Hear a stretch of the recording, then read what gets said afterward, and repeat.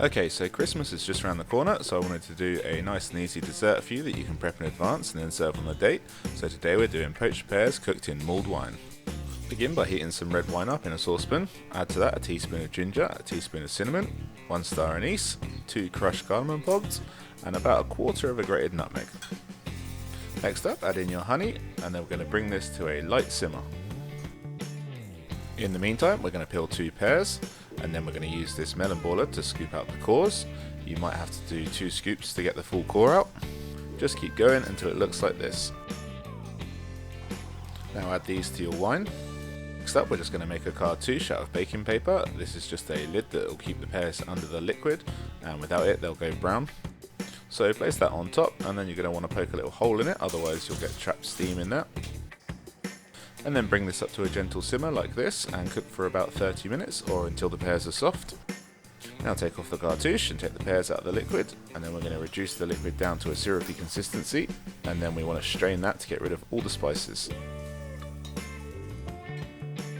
Next up, we're going to make some Mojito Macerated strawberries. So to do this, just dice up some strawberries, place them into a bowl, and then we'll sprinkle over a couple of teaspoons of sugar.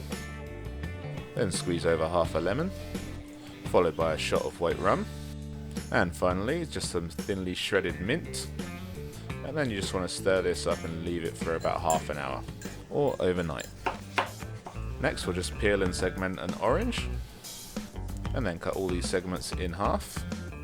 And for a bit of decoration, I'm just going to fan out a strawberry per portion, and all this can go in the fridge until the next day, or you can plate straight away. So we'll start with a couple of our pears, and this can be served warm or cold, and pour over a couple of spoonfuls of your mulled wine syrup, making sure you fully coat them, and then a little extra just on the plate. Now some of that mojito strawberry, you can tell when it's done because you'll see a lot of liquid coming out.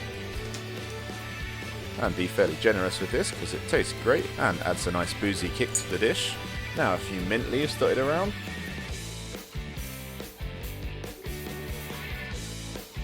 Your fan strawberry decoration, a few fresh raspberries, and now a few bits of your segmented orange dotted around the plate. And don't feel you have to use the exact fruit I've used here, you can use anything that you like.